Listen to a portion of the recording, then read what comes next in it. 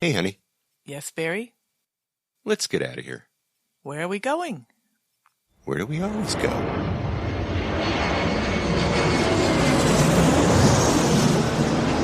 Fascina el viento, este ritmo de palmas, sin naturaleza, hasta encontrar la playa.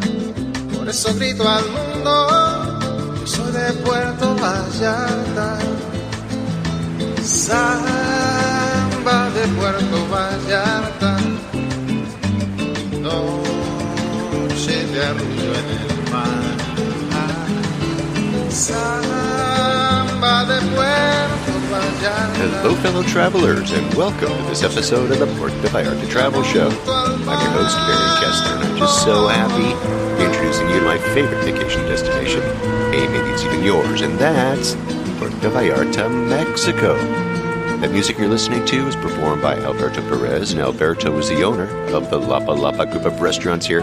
Those are the Lapa Lapa, Puerto Vallarta's oldest restaurant on the famous Los Muertos Beach, and the El Dorado Restaurant and Beach Club right next door. So you can enjoy that fantastic view of the Los Muertos Pier, all lit up at night in beautiful colors, or during the day in its grand splendor for breakfast, lunch, or dinner, seated with your toes in the sand right at the water's edge. It's so romantic. It's so Puerto Vallarta, my friends. Last time we talked, I promised you that we would have Hillary and Zoie. We're going to have them on and talk about visiting Puerto Vallarta as tourists during the age of COVID. Yes, that's right. They were there in June, and they're going to tell us about vacationing in Puerto Vallarta as Mexico reopens to tourism during this pandemic. And for those of you who follow the show, listener Hillary has actually wanted to interview me for some time, find out some inside info, I guess, about the podcast and about me. And we will have that interview after we talk with both Hillary and Zoie. But before we get to that, let's see what's happening this week in Puerto Vallarta, the 18th of July, 2020.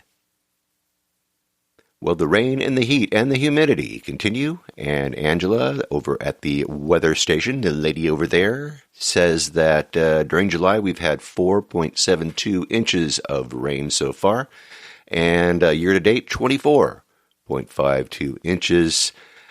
A lot of rain. So anyway, other measurements may vary, but this particular station is located near Que Pasa restaurant over in the Emiliano Zapata area. And so thank you, Angela, for that information. We will stay tuned. In Jalisco, the mandatory mask directive has been sent out. Masks are to be worn outdoors, in public, on public transportation, and even in your car. If you got two or more people in the vehicle, they are actually handing out tickets. And there are actually signs that are posted on the Malecon that direct people to mask up at all times. So even if you're walking around down on the Malecon, watch out and wear a mask.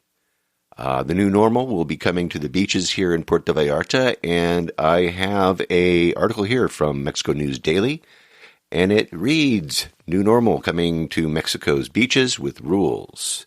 4-meter social distancing will be required on the beach and in the water. This was published Wednesday, July 15th, just a couple days ago, 2020. And it reads, the new normal is coming soon to Mexico's beaches, courtesy of the coronavirus pandemic.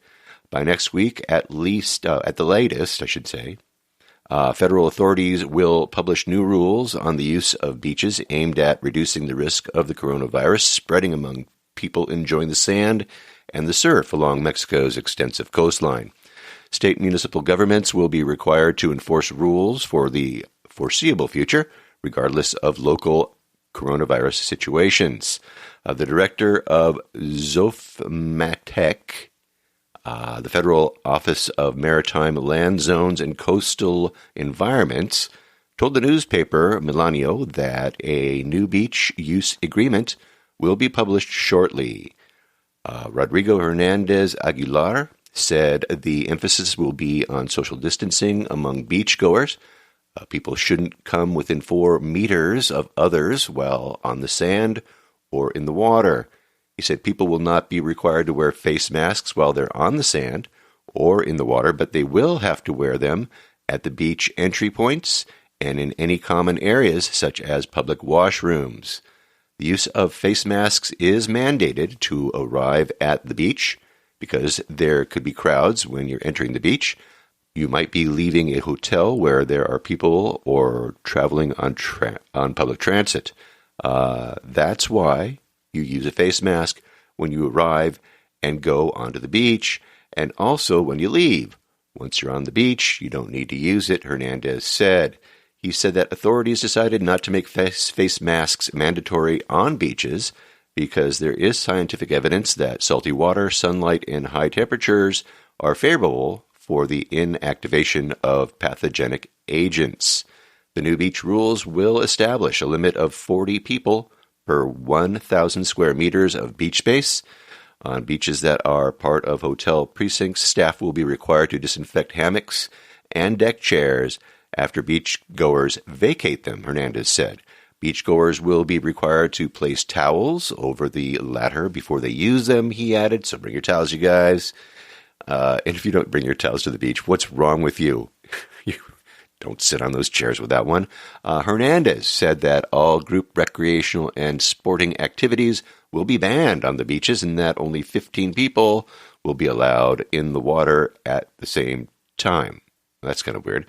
People should visit the beach on their own, with their partner or in small family units, not in large groups, he said.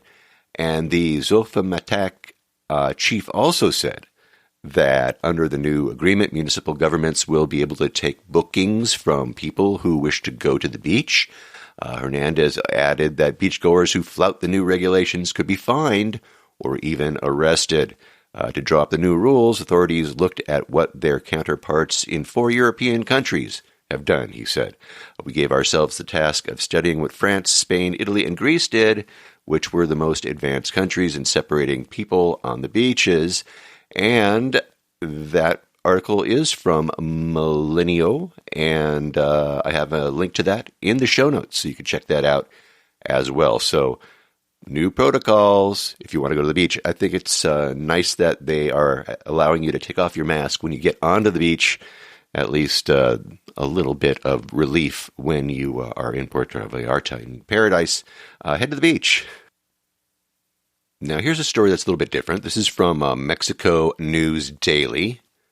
It reads, municipal official says the virus is BS, and he urges citizens to go out and have fun.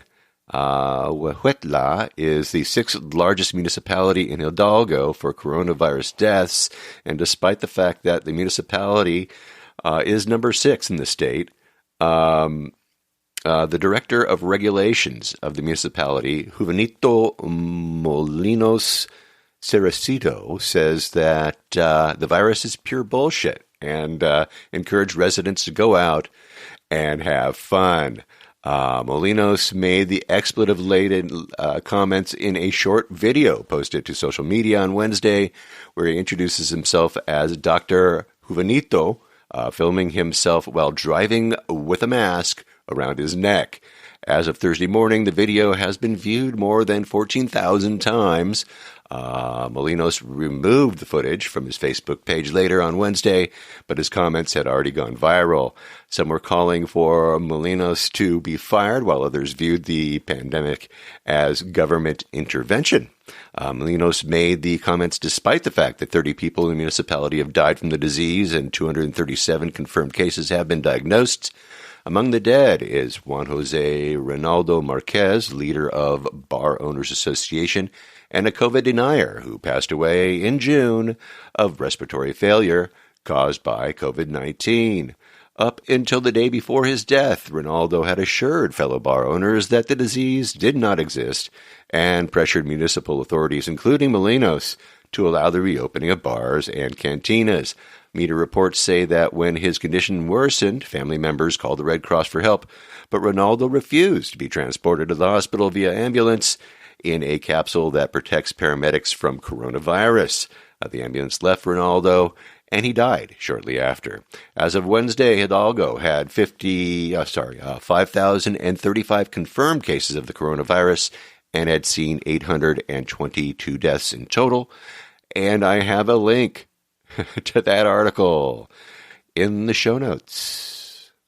All right, now with that lovely eye-opening report, let's talk a little bit about the reactivation of tourism in Puerto Vallarta. First, let's start with this article from Vallarta Daily News. Mexico's Baja and Puerto Vallarta to reopen. Here's what you need to know. And this is written by Catherine Fan. This was written July 6th. And she writes, what to expect. The U.S.-Mexico land and sea border remains closed for non-essential travel through July 21st. However, travelers are allowed to enter by air, provided that they meet travel requirements. The city of Puerto Vallarta in the Mexican state of Jalisco has been under total quarantine since early March. Since then, Puerto Vallarta has undergone a multi-phase reopening process that adhered to local and international protocols. The Mexican state of Baja California Sur is home to several tourist destinations, including Cabo San Lucas, the capital city of La Paz, and Laredo. Now, in Puerto Vallarta, they are implementing strict sanitation hygiene protocols throughout the city, including in hotels, public transportation, and in public spaces. Restaurants must keep all patrons and their tables at a safe physical distance, while establishments must place disinfectant mats at entrances. There also will be antibacterial hand sanitizer distributed throughout public spaces, and travelers should also anticipate temperature checks from local officials. The Gustavo Diaz Ordaz International Airport implemented rigorous safety protocols that earned the airport a safe travel stamp from the World Travel and Tourism Council. The state of Jalisco also earned a separate safe travel stamp from that council as well. The Puerto Vallarta airport employees are practicing social distancing, and airport entrances and exits are loaded with disinfectant mats, while thermal cameras within the immigration zone are tracking travelers for elevated temperatures. All residents and visitors are asked to maintain social distancing practices when outdoors and wear face masks when social distancing is not possible. Stores, public roads, and businesses are allowed to operate at 50% of capacity, and select businesses that do not generate crowds and adhere to social distancing guidelines are permitted to open. Puerto Vallarta's Malecon waterfront is still undergoing phased reopening with limited access to restaurants and shops, and the bars remain closed for the time being. And I happen to have a link for that article from Vallarta Daily News in the show notes. Now, I also have another article here, and this talks about the governor and the mayor discussing the possibility of hitting the emergency button and stopping the progress of reopening due to the spread of the virus. But they actually have decided that they're going to set limits, and they hope that the hospital space and that the cases of the Rona don't go over their set limits. Let me see here. The emergency protocol would be implemented if the coronavirus cases continue to increase or the level of hospitalization occupation intended for the care of patients with COVID-19 reaches 50%, and the cases of virus exceed 400 cases per 100,000 population. Activation would stop all economic activities for 14 days, which would generate a significant impact on the community. Hence, there is a call for the population to strengthen their preventative protocols for healthcare. So far, as of Sunday the 11th of July, there were 619 hospital beds still available for COVID patients, and just 170 cases per 100,000, as opposed to the 400 cases per 100,000. So far, Puerto Vallarta seems to be doing pretty well, but time will tell. And at least I hope, for the sake of our friends in Puerto Vallarta, our Mexican friends there, that this all works out, because they really need to work. They need the money. They cannot exist and survive on thin air. Now, as I said a couple weeks ago, I was going to bring on two Americans who, while on furlough from their jobs in the United States, they decided to go to Puerto Vallarta to vacation. And they are Hillary and Zoie. They're listeners. They are contributors to the show. You've heard about them and you've heard from them. And I actually sent a microphone over to Hillary and Zoie, and they were kind enough to come on the show, tell us what it's like to vacation in Puerto Vallarta during the pandemic. So let us go right now to Texas, and let us meet two of our listeners, our new friends, our trailblazers to paradise. They are returning to paradise, and they're going to show you. They're going to tell you how it's done, and here we go. Let's meet them now, Hillary and Zoie, on the Puerto Vallarta Travel Show. Hillary and Zoie, thanks for coming on the show. Gosh, thanks for having us. Excited to be here. Who wants to start? Who wants to start telling me your path? You want to start, Hillary? What was your path that led you to Puerto Vallarta? Where are you from? Sure, absolutely. Well, I was born in Louisiana, but Texas is basically my home most of my adult life. But my parents early, gosh, I guess not early as far as you're early, but like 2005-ish. I think you just called very old. I did, sorry. Okay, 2000. Won't be the first time. Right. Our godparents began traveling to Vallarta in the early 80s, similar to you, and then just a love of the stories that they would talk, and my mom would say, well, where's Jerry and Pete this week? And they're like, oh, they're in Vallarta. So we just heard that growing up. So finally, I was living in Dallas at the time, and I said, screw it, we're going. So my sister and I and a couple of us went, and I want to say that was 2006, and I fell in love then, and my life basically changed since then as a result of that. It was just incredible. Wow. So, Zoie? Let's see, I started going to Puerto Vallarta about 3 years ago. Just finished my 6th trip. Hillary was the one that convinced me to go. And much like she, I fell in love with it the first time. And now we get back as often as we can. All right. So how are the flights from Texas? You go out of Houston? Where do you go out of? It depends. Sometimes Houston, sometimes Dallas, but we normally choose Southwest just because the customs is so much easier at those big airports. But as you know, Southwest is not flying. Yeah. So we braved American out of DFW this past trip just a few weeks ago, and it was awesome. I mean, like I think I was telling you earlier, but it was smooth sailing. There was not a seat in between us, which I know that's not the same case now, but customs was a breeze. The only thing that was different or interesting was that they did test our temperature, each passenger coming off the plane, so that delayed us a bit. But after that, it was basically the same. Shark Tank's still the same. Not as nearly as many people in the airport waiting for you in terms of cabs and stuff. But other than that, I didn't notice anything different really. No, so. The only other thing that was different, obviously, mask required on the plane the entire time, and then there's an additional form at customs related to COVID. Interesting. Okay, so let me get this. Now, when you boarded in the States, did they test your temperature before you boarded? Negative. Mm-mm. No. Okay. No. And then what about the attendants, the flight attendants? They're all wearing masks. Are they all wearing gloves? What's going on with that?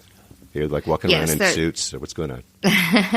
They're all wearing masks, and they have stopped any type of beverage service. When we got on the plane, they handed you basically a paper bag. It had your water in it and a snack, and that was it. Which is no bueno, by the way.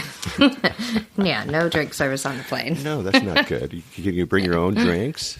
No. Same rules apply. I mean, just, if you get through security, I guess you can get water or something on. Okay. But, they just don't. There's no beverage service. There's no food options. You can't get a beer.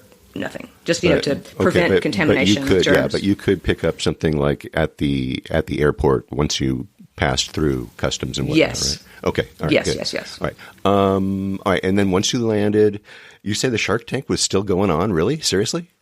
Very totally. I mean, absolutely. I was floored. Just as if it wasn't different from a few months ago. Wow. Okay. In fact, our daughters came the following week, and we specifically said it's usually a big Shark Tank situation, but there's not going to be anybody there, so we're not even going to instruct you on how to handle that, which is, keep your head down and say, nothing basically. But they were bombarded, so we wish we'd have given them that advice in retrospect. But it's all good. It's all good. That's right. Everybody needs to have their initiation, for goodness sake. Right. Yeah, I mean, as long as you don't get snagged, everything's good. Exactly. Right. Yeah. And I think the biggest disappointment for us in the airport was coming out and seeing the Corona bar closed. Yeah. Oh, yeah. Well, What- yeah. Let me mention this for your listeners. Such a bad naming of that. So. Right. Yeah, exactly. Do you want to mention this one more thing about the airport? No AC. That may be rectified at this point, but I mean, it was miserable. Was it Because, that was they on can't afford it. purpose? On purpose to save the, the monies that Money. Yeah, it it's yeah, good. exactly. Costs a lot of money to air condition that huge terminal. Yes. All right. So, what about the people coming? Were there a lot of people arriving with you? Not really. I mean, our plane was obviously the middle seats are empty, but I wouldn't even say that they were all full. Maybe 75% or so. Maybe. But That's there pretty was generous. there was an Air Alaska flight that landed right after us, and it seemed kind of the same capacity, full. Some not as many tourists necessarily as you see. Like you can always tell, oh, it's a family, but some nationals just going back. But there were 10 or 12 couples with kids coming, on our plane. Because I was very curious, like your question, to see who was coming. Now, when we were leaving, every day was getting busier and busier, tourist-wise. Okay. So you noticed that arrivals were coming and people were arriving, and they were Absolutely. not just they weren't just locals; they were actually tourists, right? Correct. More every day. All right. And so, all right. Now you've landed. You've made your you went and you bought your transportation. What'd you do? Take a cab to your place, and where you staying? Right. No, we always Uber. We elected not to walk across the bridge to do that because it was just miserably hot. Yeah. So we kind of circumvented that. But yeah, we always Uber. And actually, we did take some cabs this time, but I'll tell you about that later. But Ubered straight to our condo. We were staying in Conchas Chinas for the first few days. And yeah, after we got through all that and then loaded up the stairs and just the view was worth it. So yeah. Let's talk. Let's tell everybody again your dates. When were you there? From when to when? So June 6th through the 20th, I believe. So those first couple of weeks of June when it was people were trying to kind of sort of open a bit more, but yeah. All right. So let's see. The cab drive. Obviously, you were wearing masks. Cab driver's wearing a mask, or the Uber guy is wearing a mask. The Ubers, or no? They all had masks. The cars were. They're always clean to me, but they were even more clean than ever. And there's hand sanitizer waiting for us, and which was cool. We would always wear masks, and then you're dying of heat for a minute. You may pull it off your nose for a second, but for the most part, every single worker, cab driver, attendant of any sort was basically falling all over themselves to make sure they had masks on and wouldn't shake our hands or anything like that. So that was interesting, and thought it was a really cool effort on their part. Nice, very good. What was the attitude of the people that you ran into, the locals? Was their attitude more lax than we are here? Was the attitude more alert? What was it like? I think from a any type of shop owner, restaurant, any place we went, locals, they were very aware of the situation and following any protocol that had been put in place. The one difference I noticed was the buses. They were pretty much full to capacity, and a lot of people not wearing masks. In fact, we talked about going up to the Botanical Gardens, and yes, we could have Ubered up there, but wanted the experience for our daughters to take the bus, and then we opted not to do that just because it didn't seem like anybody was following protocol there. Mm-hmm. So no masks or anything like that on the buses? Right. It was sporadic, but on the streets, as far as the locals go, and certainly the expats and Americans that live there, they were, I would say 99% of people had on masks. It was it was in our experience that those 2 weeks, it was really good. If I've read, it's not that great at the moment, but for us, we were impressed with everybody. Yeah. They were so thrilled, Barry, to see us. I mean, anybody. I mean, basically hugging your neck or wanted to, saying thank you so much for coming. This is my first ride or fair. Like we parasailed. We were the first ones to parasail after the post-COVID, and we were literally their first pesos that they received. So that was, he said, "Oh, you've made my day, my week," and so it was nice to be a part of that. But, no kidding. Yeah. Wow. Let's go back to you. You got to Conchas Chinas. You got to your place. What kind of places? Where'd you eat? What kind of places were open? Wow. Well, that's basically one of the main reasons we love to go there. Is all the food is incredible, which is why we love your show so much. But we basically spend our entire itinerary going, okay, breakfast, lunch, and dinner every single day, and snacks in between. So, I mean, that's a loaded question, but well, that's okay. We got time. Come on. I think we went straight as fast as we possibly could get to. Would be in this case, we went straight to the beach. We went to Lapa Lapa, and there's a new little mixology bar right by Los Arcos. Yeah. Are you okay? I'd never seen that before, and I haven't either.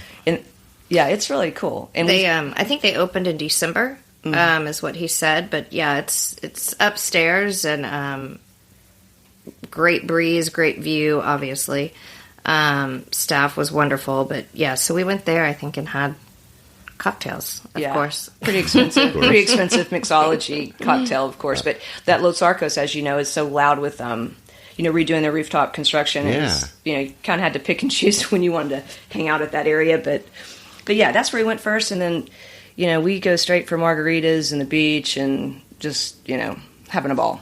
Okay, so now on the beach, people wearing masks? Well, the first couple of days we were there, the beach was not open. I believe we landed the 6th. The beaches opened on the 15th. Oh, yeah. So there was 0 people there, just the fishermen allowed. So we just kind of stayed at our condo pool, and still listen and look at the beach, but getting in it wasn't an option until the 15th. But so the fishermen were not wearing masks, but they're way down there, completely separated. Yeah.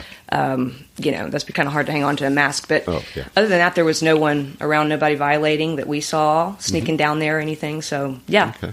Interesting. All right. So places that you went into, servers were wearing masks. Were they wearing gloves? What's going on with those places?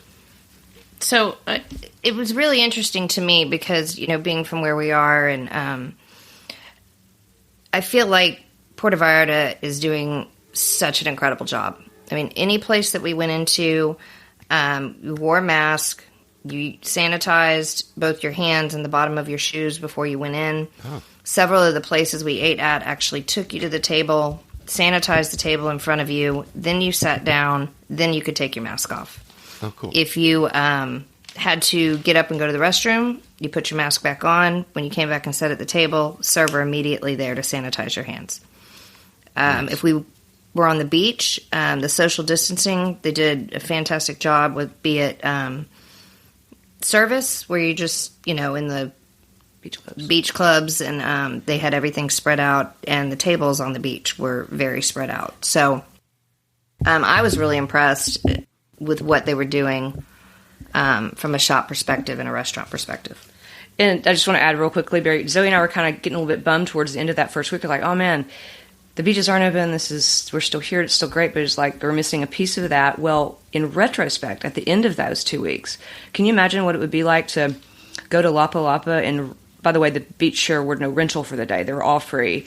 And being so separated from the party next to you. I mean, there's literally like 5 groups of tables at the whole Lapa Lapa thing, conversely at Swell and down to Sapphire, and all of them. I mean, they were so isolated and separated. I was thinking, this is really kind of something that's never going to happen again. I mean, we don't want it to continue, but that was kind of nice to just have the space and the freedom and no lines and no ATM lines. That was the cool thing about that, right?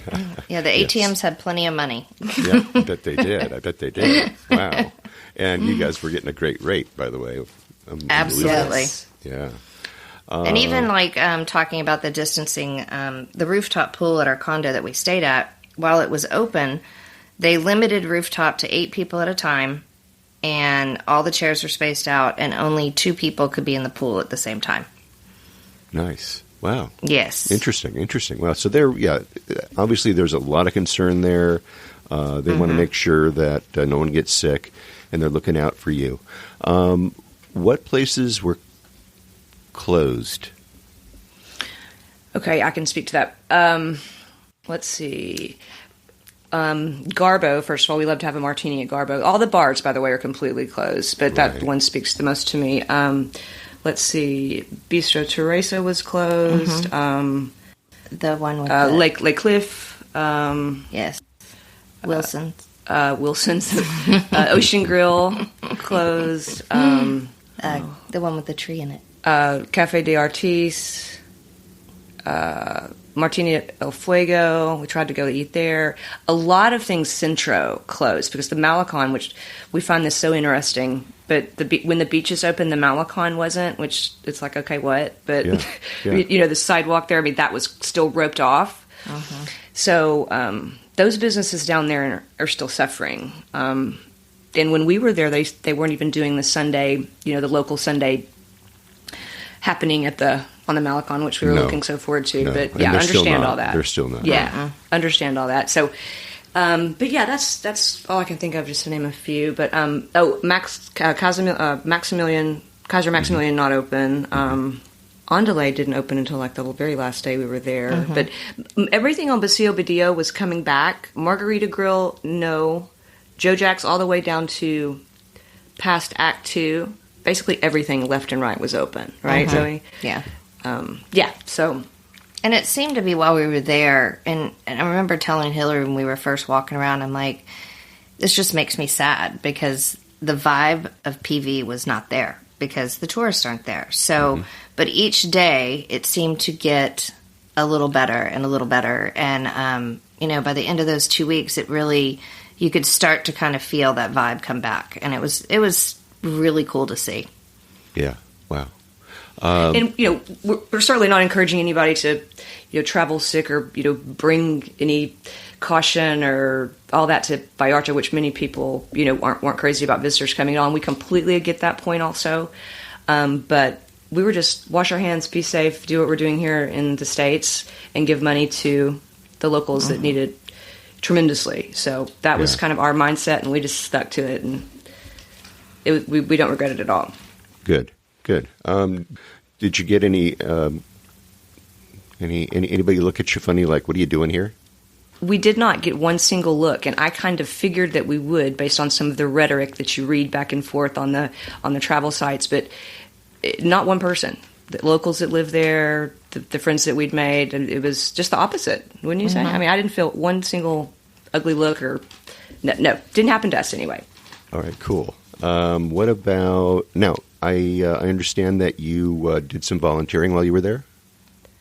We did. In fact, we were going this trip with my daughters. We got them for Christmas, and we were going to do it over their college spring break. And of course, we know how that happened. So that was always going to be part of their trip because we wanted them to understand.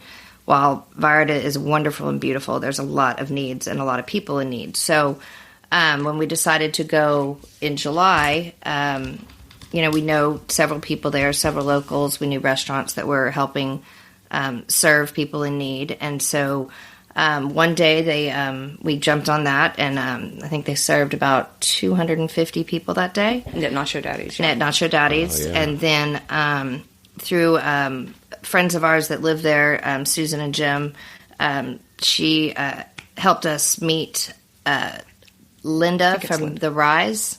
It's an orphanage. And which is near and dear to my heart. I've heard heard your show before, and you had a woman you were interviewing her about the orphanages, and so it was something I always wanted to do. So, with my daughters being their first time there, we gave them a peso budget. They're both in nursing school, so very aware of the situation. But we gave them a peso budget, told them where Walmart was, got a list from Rise for what the kids needed. Yeah, they blew the budget, by the way. They did totally blow the budget, but with their own money, so I was very proud. Wow. And were able to buy shorts and shoes for every child. And we were supposed to just drop it off, but the day that we went there, we had, our mask on, and Linda said, please come in. So we actually got to see the overview of the orphanage, not interact with any of the kids. They were all either down in the courtyard or the younger kids in their rooms, but very, very interesting. And the girls just thoroughly enjoyed it and thoroughly enjoyed being able to help, and has made that connection now where they're emailing back and forth, and will definitely help that particular orphanage when they can. Oh, yeah. Wow, Melissa's done such an incredible job there. I can't believe they have over 100 kids there, kids and young adults there yes. right now. Well, and when I was talking Amazing. to her, they did actually, we were talking about, I was asking questions about how the kids are adopted, and she was explaining that a lot of them are placed with extended family members, but they did actually recently have their very first adoption out of that orphanage. So she was excited about that. Cool. Wow. That is pretty cool. Mm-hmm. Let's see. How about, did you have any exceptional meals that you want to talk about? How could you not have an exceptional meal in Puerto Vallarta? Yeah. Right. I'm going to say, well, first time we went to Costa Kimberly for the first time, and I've never been. I've always been too cheap, but we said, screw it, let's do it. So it was, that whole experience to me was like just spot on. Incredible. Except the mariachis were not playing. Oh, yeah, they the weren't. mariachis weren't. No. I was so disappointed, but we understand. I think they had opened just 2 days prior. Okay. And so I don't know when the mariachis were coming back, but that was exceptional, and so was La Capella. Oh, yes. We love La Capella. Yes. Excellent. And you had dinner at both of those places? We did. Okay. Yes, one without the girls and one with. So we spoiled ourselves and then spoiled them. You spoiled them. You said, here, check this out. This is the view. Right. This is the view. This is it. Wow. Any others? I'm sure you can share a couple of others. Yeah. Right? Yeah, we... Did you try anything new? Did you run into something new that you had, other than, because you said you hadn't been to had you been to either one of those, La Capella and... We had been to La Capella on a couple of previous trips ago, and we just loved it there, but we wanted to share that with the girls. But I'll tell you what, I was going to talk about this. That El Rio barbecue place that I've been reading about for, I guess, years, I've never done it. So we went, met our two friends, Jim and Susan, and that was the most thrilling, fun experience with watching those local kids jump off those rocks like I thought they were going to kill themselves at each possible jump. But I just heard about it, but I'm so grateful that we went because we will never not go again. Yeah. And the food was incredible. I mean, we're from Texas. We're also previous restaurant people, and we're critical when it comes to barbecue, especially that kind. So I just love the whole deal. There's a band playing there for the first time. It was just awesome. That was my favorite thing. Mm-hmm. It's majestic sitting there. It's just with that big rock wall there, and the sound coming off of that wall is just amazing. It's amazing. We were just mad that we hadn't been sooner. Oh, wow. Yeah. Well, it was funny. I was talking with my buddy Salvador Estrada from the Candyman from... Yes. And he lives right above the El Rio barbecue. So he says he hears the music all the time. He says, I said, oh, really? Okay, lucky. I'm coming to your house. No kidding. Exactly. What about the place that we ate down on the boardwalk around the Malecon? Vitea. We ate there twice. Vitea. Yeah, Vitea. Yeah. I had not eaten there before, and that was incredible. Delicious. What'd you have? Chicken Parmesan. Mm-hmm. We split that because it could feed literally 4 grown men. And the next time, I think it's pasta or something. We did. I think we had the fettuccine. Yeah. It was incredible. Nice. Tequila shots, kind of. Tequila, yes. Yeah. Yes. Yeah, well. Interfere with our dinner. Yes, let's not talk about the tequila shots. I know. I actually don't do shots of any kind, much less tequila, but this trip just didn't happen that way. So, anyway. It just happened. It snuck up on you. Yeah. You didn't know what happened. Well, when traveling with a 23-year-old and a 21-year-old, you should know better. That's right. Okay. So how did that all go, traveling with a 23 and a 21-year-old? Is that okay? It was excellent. And like I said, it was their first time there. I knew my oldest would absolutely fall in love with it. And on day one, she was saying she wasn't going home. My 21-year-old, a little bit more reserved and takes her time to form an opinion, but by the end of the week, she didn't want to go home either. So that's nice. Yes, it just incredible experience to share with them. And Hillary and I talked about, with the bars and clubs being closed, at first we were like, oh, we feel bad for them. And then we were like, oh, no, we're so glad they're closed because we would have never seen them. Good point. Yes. And they experience Puerto Vallarta in a way that a lot of people won't, like she was saying before, just with, once things were open, we could make a reservation and go do anything. And you didn't wait. I mean, they got to go ziplining at Canopy River by themselves. It was almost like a private tour. Uh-huh. They got to go deep sea fishing, which was also a credible experience for them. I think they caught about 20 fish. Wow. That ended up being donated to a organization that was Captain John, that Captain John was working with, because we don't have a need for 20 fish, but he was feeding a lot of people. I think he told us he put 300 hours on his boat in the last couple of months just to catch fish and give them away, basically. Wow. So a lot of people doing a lot of good out there, but for the girls, absolutely an incredible experience that they would do again in a minute. Neat. I don't know. Any other dining things you want to share with me? I don't know. I think we ate so many chocolate croissants at the bakeries and the churros. Churro Man was there. Was awesome. Oh, yeah, Churro nothing other than I think we went to Barcelona Tapas. That's spot on as always. I'll tell you one thing we did do that was interesting.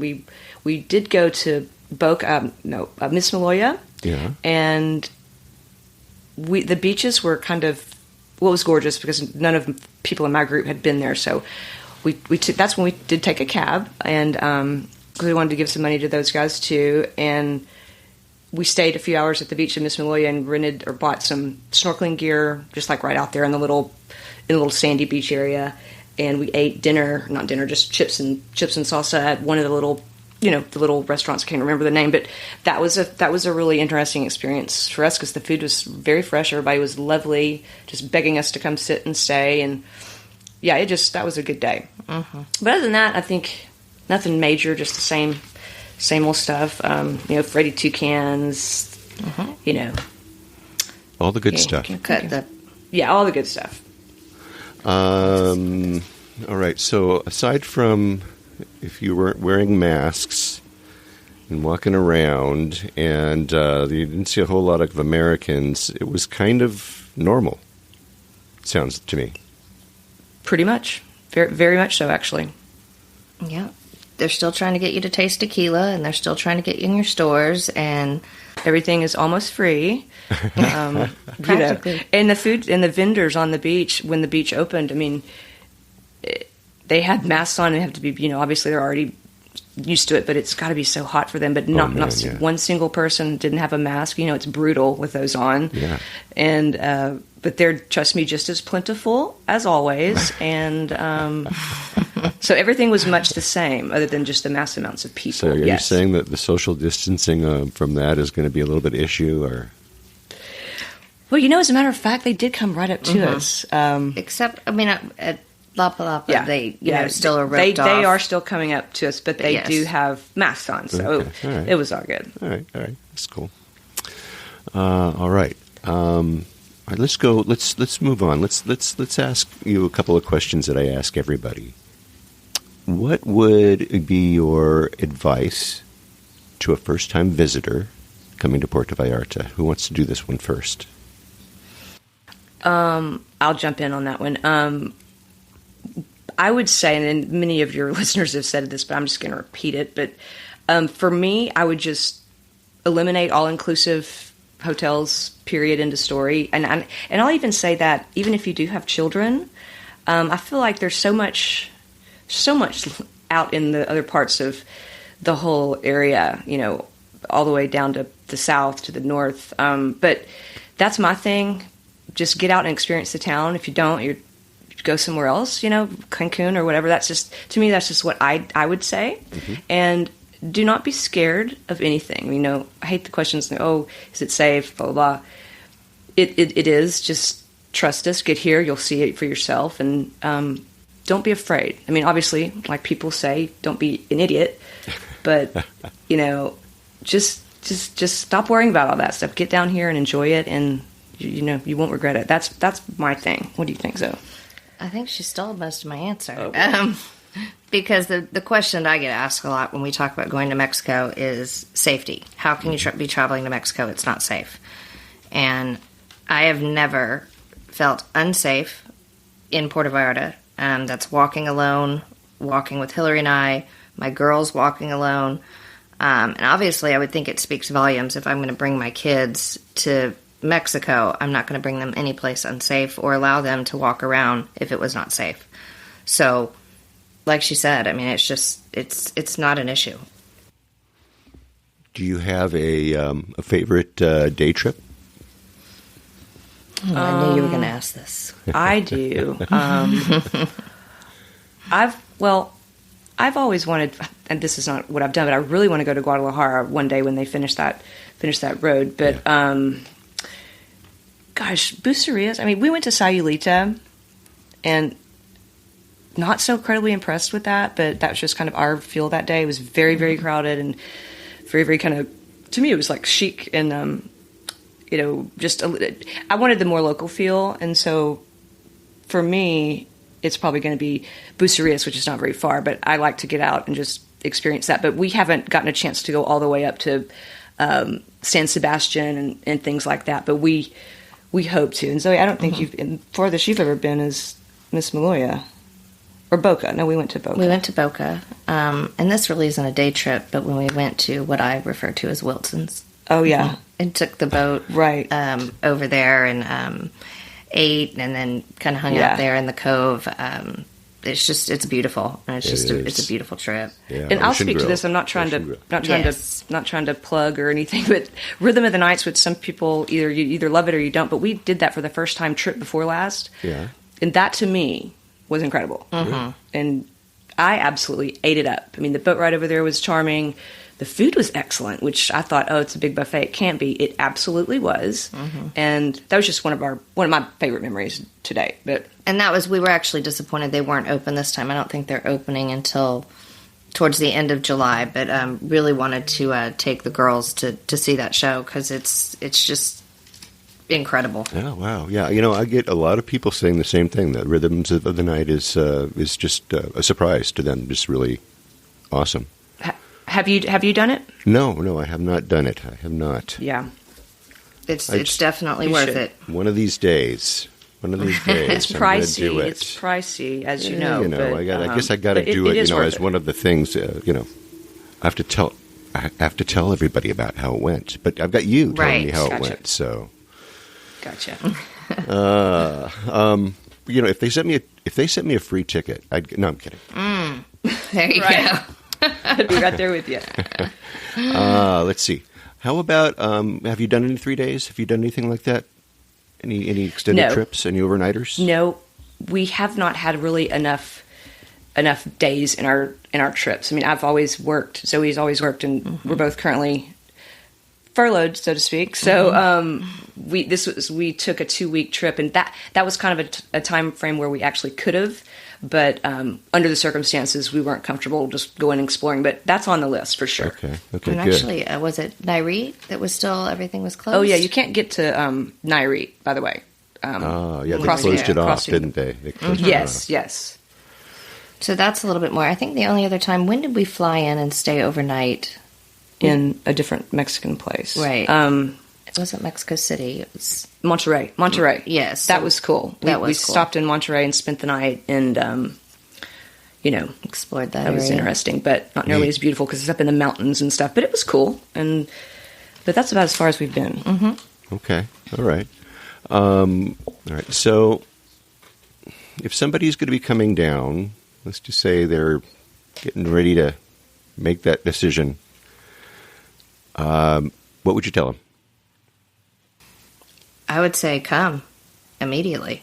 And the question, I think, is around COVID and what they're doing. And I know we talked about the sanitation, et cetera, and the mask. And yes, it's hot there, but even on the street, you would wear your mask. And if no one's around you, of course, you'd pull it down off your face just like we'd do anywhere else. And as you approach a group of people, back up they went. So and I've told this to several people, I think Puerto Vallarta, from my personal experience, is doing a better job with the COVID outbreak than the United States, at least in Texas. That's what I can speak to.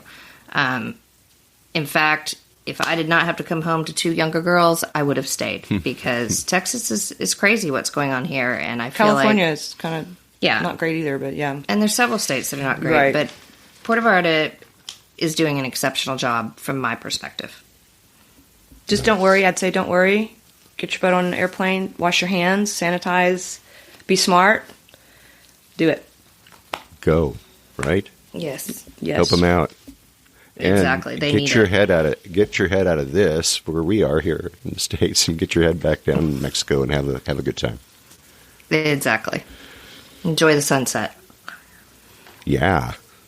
All right. Well, Hillary, Zoe, I just want to thank you both just for coming on the show and for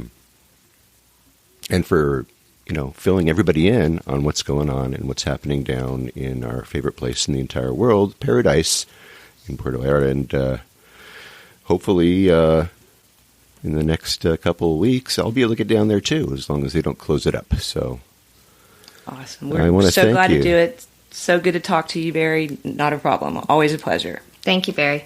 All right. Thank you both. All right. Now, let us go. And as I said earlier, Hillary wanted to interview me. So let's go right now. Let's hear the interview between Hillary and me, and then we'll continue here. So, Hillary, you got some questions for me? Yes, indeed, and thanks again for accepting this. Like I was saying before, been listening to you for so long, and I'm like, man, I want to know what he thinks about stuff. Not necessarily those specific restaurant questions, but I'm just going to, visiting things. But I'm just going to throw out a couple things that, being a native, a regular rather, I got some questions for you. Okay. So first I want to start, because many people have asked me this, like I should know your background, but I don't. But so the podcast, tell me, I know you have a long history there with your wife back in the 80s and all that stuff, which is lovely, but the podcast part of it, tell me what happened. It's almost like you have a broadcasting background or something, but so tell me a little bit about that. Well, it's interesting because this is the one question really that people ask me a lot. They are a lot of them are confused. A lot of people actually in Vallarta are confused. They think I live there, and I don't. Right. And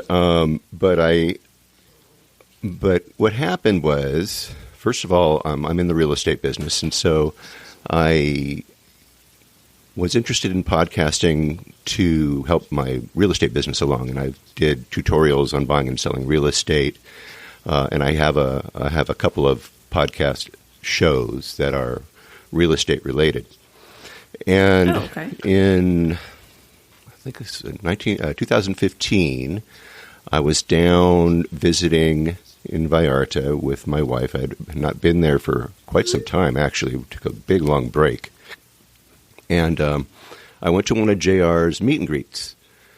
Mm-hmm. And I had been in touch with JR, just emailing back and forth, asking certain questions and stuff like that. So I think we had some sort of a connection. At any rate, we were talking at his meet and greet, and he was lamenting the fact that he was having issues getting people to come to his website. He had vallartainfo.com for many, many, many years, and then he was told by somebody that, hey, you need to get yourself into the 21st century, and you need a WordPress website. And so he did all that stuff, and he changed his site around, but he lost all of his SEO. He lost all of his mojo, and he was not getting any business. And he said, I'm starving here.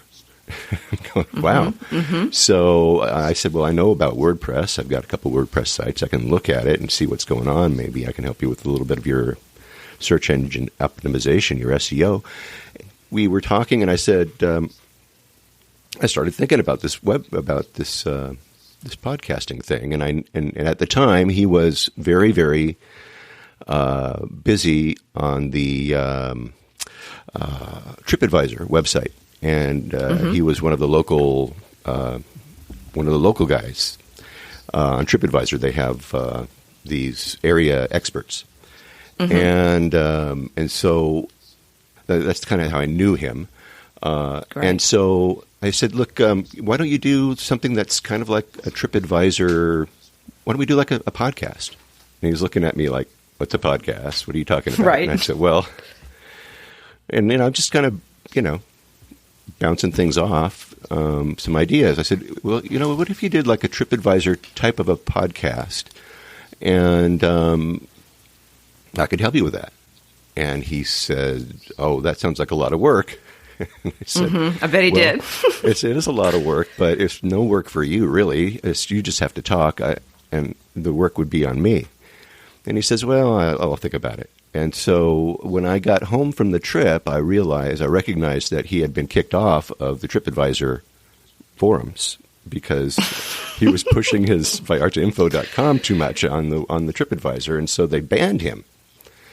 And I got an email from him, and he said, what is this podcast thing?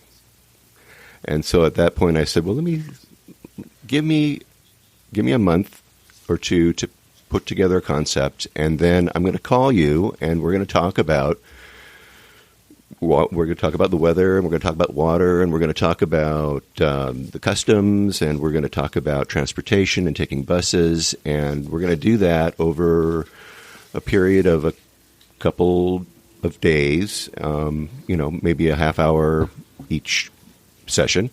And so we did, and then that's how I started the podcast. And then from there, he was perfect to know because he had been there for so long and he had all kinds of connections. So if I wanted to talk to somebody, he most likely knew them. And so he would set me up with them. And so because nobody knew me, hardly anybody knew what a podcast was. I mean, you could walk into a place and they go, what's a podcast? And so, you really had to, they had to trust you and you had to trust them. And that's kind of how it all started. And so after the second trip, I found that people were trying to contact me and that they were asking me if I would do an interview. So it was easier to ask for an interview. So he helped me, and I helped him. And so what happened was his business. Yeah, what happened is his business improved, and I do a pitch for him every week, and so that's kind of how that all worked out. And then for me, it just gave me a way to know the place that I love so much a lot better. And so that's why I'm doing it. Well, that's a long one, right? That's a long one, right? No, it's okay. I was curious. I wondered about the JR connection, but and I met him through you. Inevitably through this whole podcast situation. But he's a scream and a character, and I just can't get enough of him. Yes, he is. So very good. So I was going to ask you, when you go to Vallarta, your preference. Accommodation-wise, I feel like is Airbnb right now. Yeah. If you were going to do that, let's say you bring the wife, kids. I think you have a son or two. Let's say you bring your family. Where would you stay? Why? And tell me about that. How do you make your decisions? If you have a group of people, it's not just you by yourself.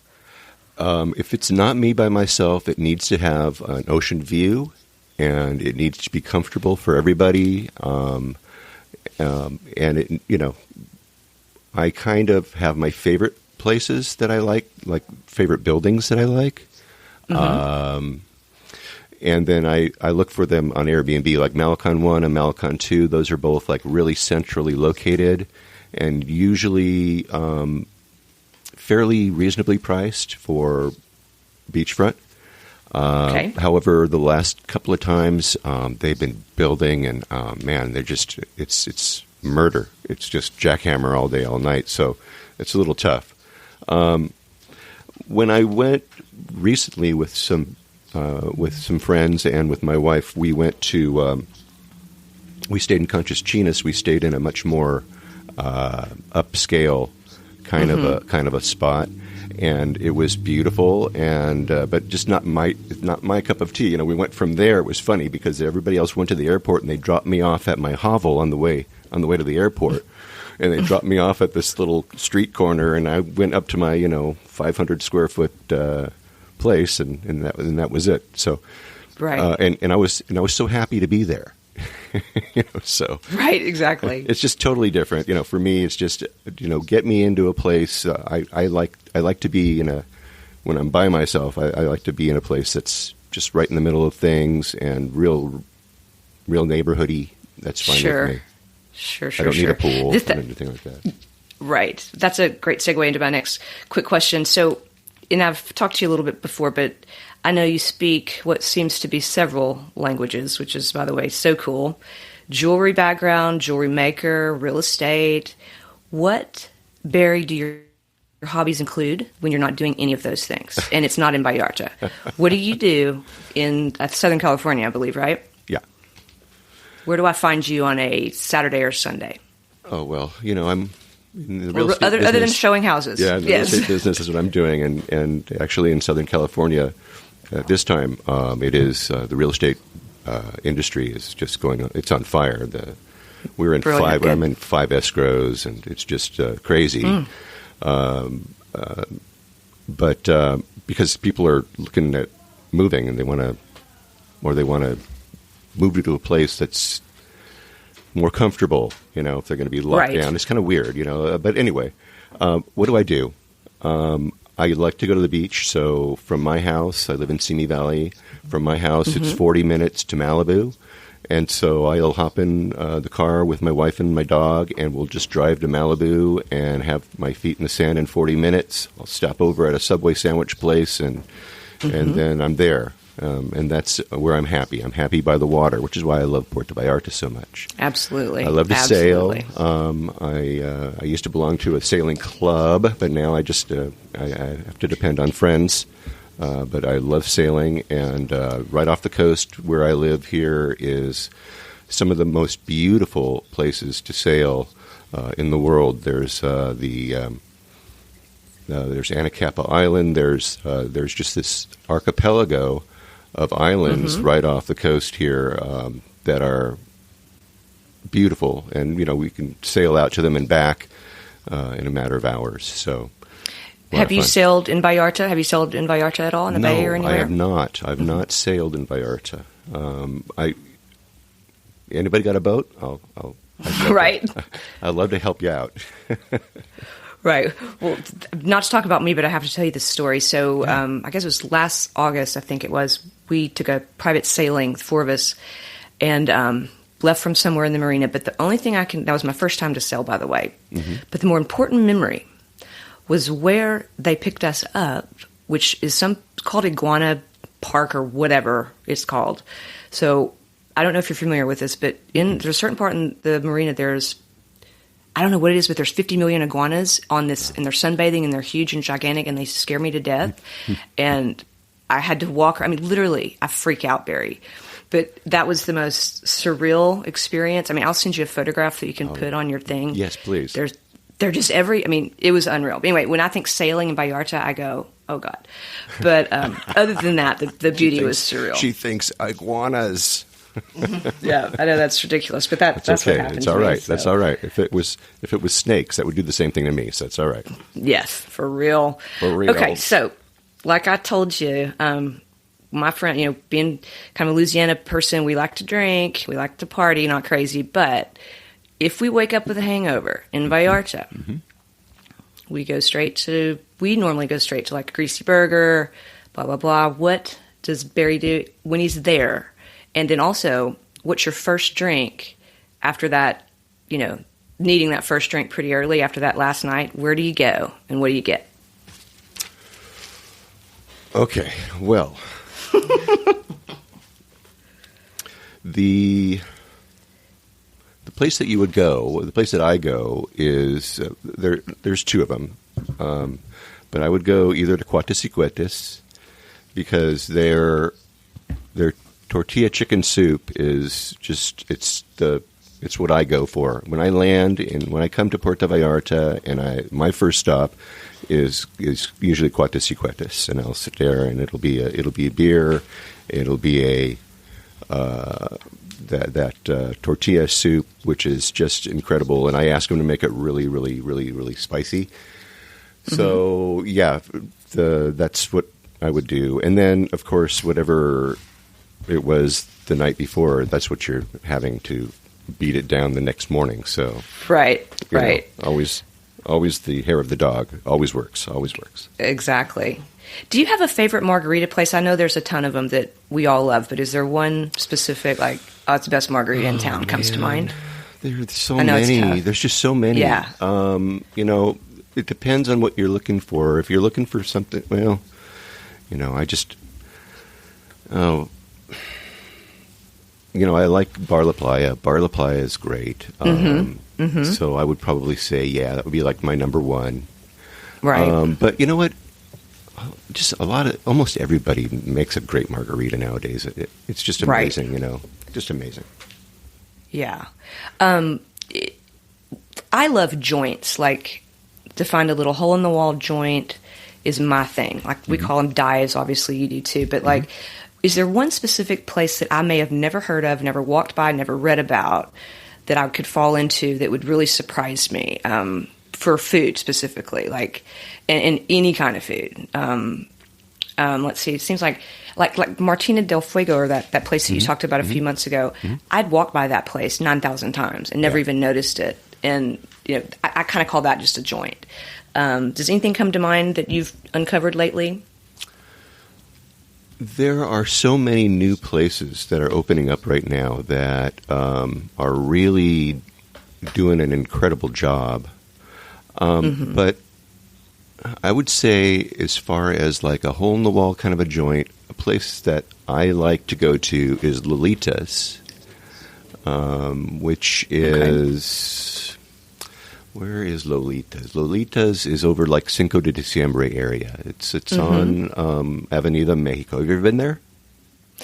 You know, I think, is it kind of across the street from that other park that's down closer towards the airport? It's not quite or across from Hidalgo Park, but it's that area. It is in that area. Yes, I guess it would be. I don't think I've been. Anyway, yeah, Lolita's cool. I don't. that would be like my little hole in the wall place that I like to go in for, like my little greasy food place. So I'll sit down and I'll have awesome, tacos, and I've had breakfast there once or twice too. They just are a real home cooking. It is totally a family affair in there. You'll be the only Caucasian in there, or the only American in there, or the only Canadian in there, because it is very, very, very local. But that would be the place, I would say. Beautiful. I love it. Okay, just a few more questions. I'm going to let you off this hook you're on. This is a question that I've been dying to ask somebody that can actually answer it and know the facts. You may very well not, but you know that hideous building in the tile park that's been there forever. Can you answer, or in confidence at all, of why it's there, why it hadn't been torn down, and what is the deal? There are so many stories. There are so many people who have many stories about that building, but it was probably like a lot of other buildings. There was maybe a dispute between owners. Maybe they ran out of money. I have been told that the building was built with substandard concrete, and that it's falling apart. So there's all kinds of stories about that. You know what I'll do is, next time I'm in town, I'm going to find a real estate agent who will tell me the truth. Who'll tell me what's going on there. But all I know is that they got to do something with that. They got to finish it, or they got to tear it down, don't they? Yes, I'm just so shocked and surprised at all of the massive construction going on everywhere that wouldn't be the first building the developer would rebuild. Especially since it's prime location, right? It's a great there's view. got to be some. Yeah, it's got to be something like got to be an issue that we don't know about. Yeah, because no one's going to build on top of the Lazaro Cardenas. Cool. Well, if you can, just do some intel for us and let us know. That. But that's very good. Good question. Is there one thing that you have not done in Vallarta that's on your list? Doubt it, but thought I'd ask. Well, I would love to have, and I've been promised by many of my friends who have been on the show that they would take me up to watch the raicilla being made. And so that's what I'm looking forward to one day. That's something that I have not done yet. What else do I want to do? I mean, there's a ton of stuff I want to do. I want to go to Tequila. I want to do a day trip to Tequila. I want to do. I want to go to Tonala, and I want to go to Tlaquepaque, and I mean, those are the places that I would like to do, and I'll do that when the road is done.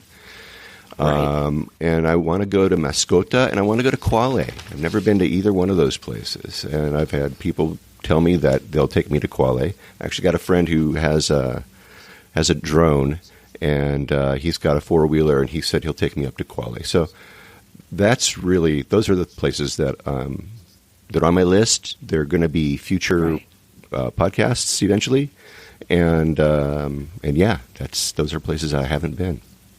Brilliant. Okay, that's awesome. This is some of those places I'm dying to go to also. Okay, this is going to be the final and closing question, the one I've been waiting for, okay? Mm-hmm. So this is how this kind of all began. So I became endeared to you, I guess it was back in, I want to say it's April, the end of April, 2 years ago maybe. And I was perusing through your Facebook, part of the Travel Vallarta Facebook show, and or site, and there's a picture of you. And I believe you're in Los Muertos, maybe in front of La Palapa, somewhere around there in the 80s, I believe 84 you said. Mm-hmm. And I'm just checking out your friends and saying, oh man, that must be so lovely. And then I noticed something that you're wearing. And I'm like, I think I was talking to Zoe, I'm like, you've got to look at this. Please zoom in on this. And she's like, oh my God. I'm like, okay, I get the era, the 80s, that's cool. But you have on these really tall tube socks all the way up to your knees.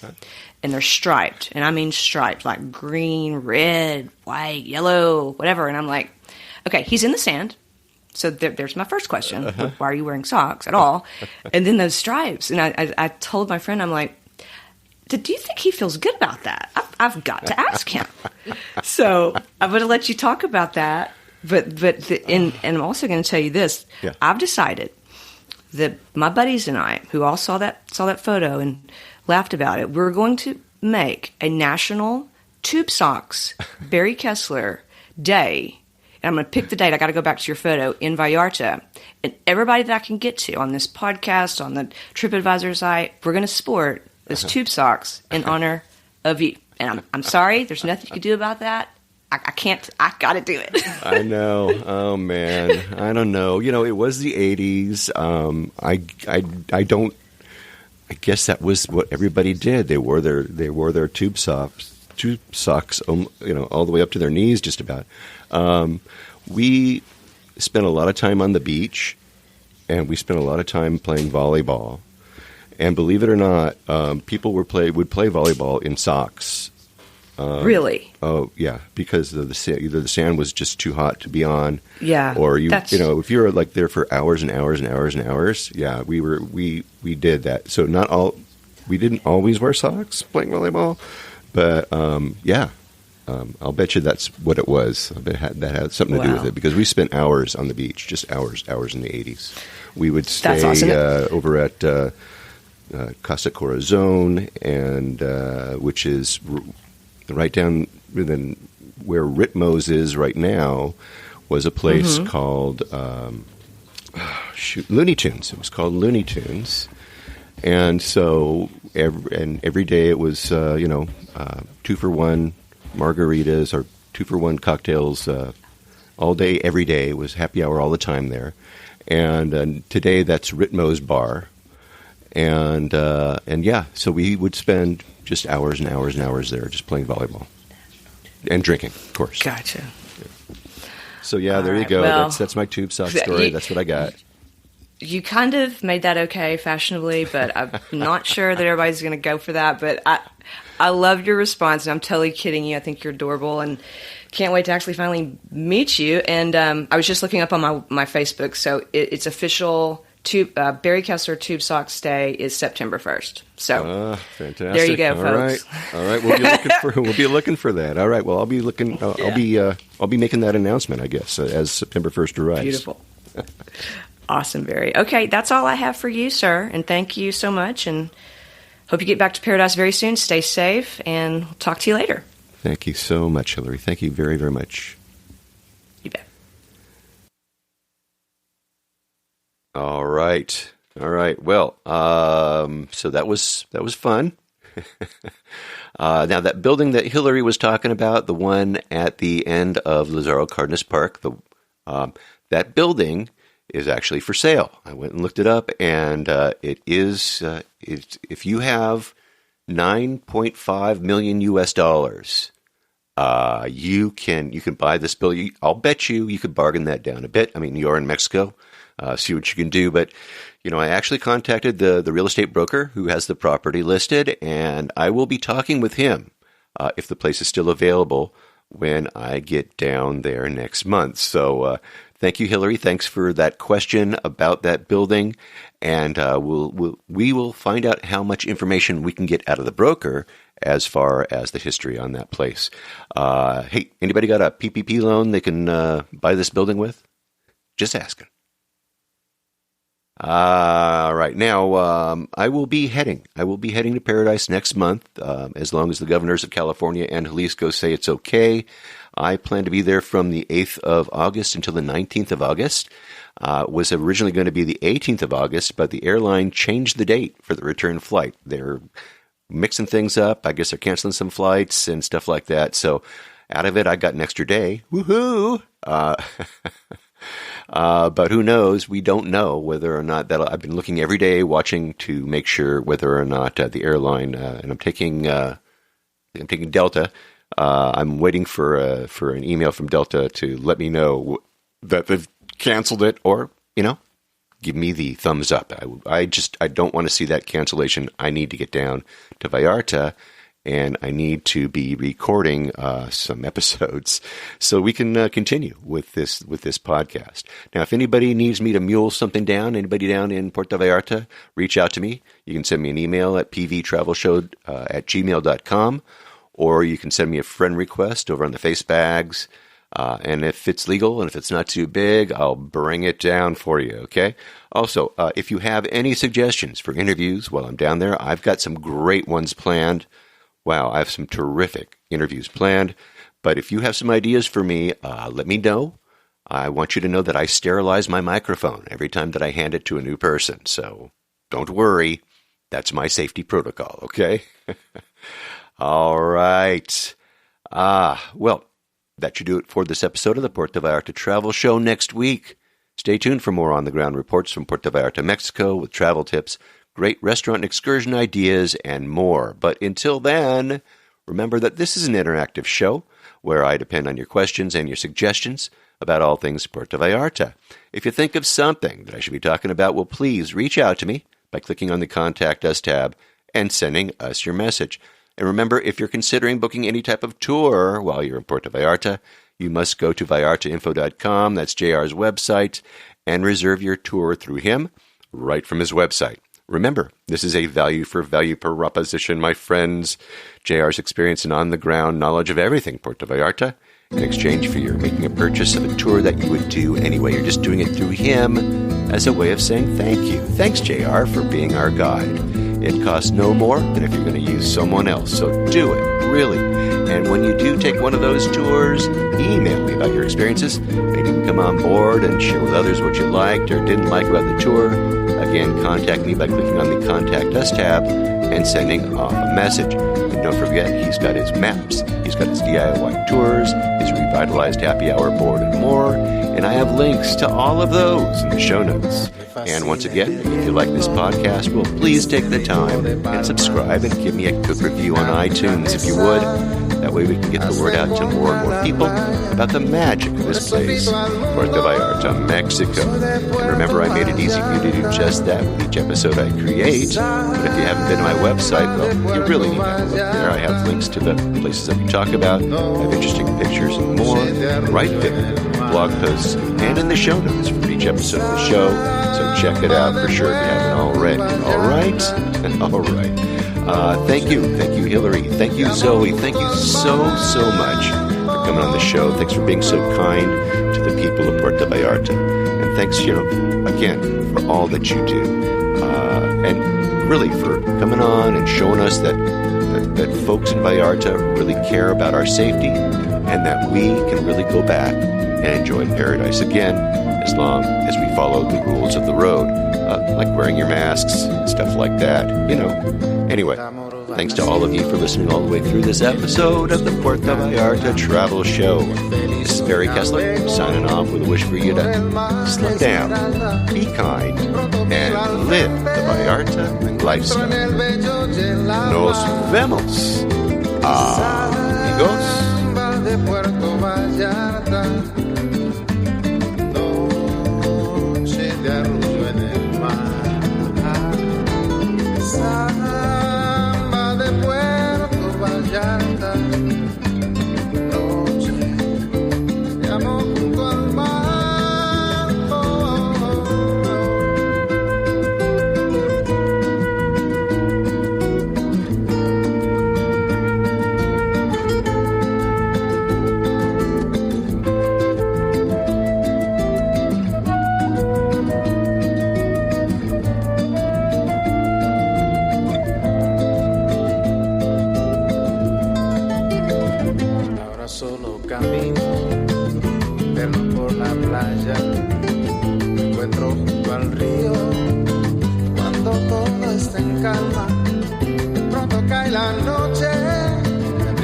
Puerto Vallarta, samba de Puerto Vallarta.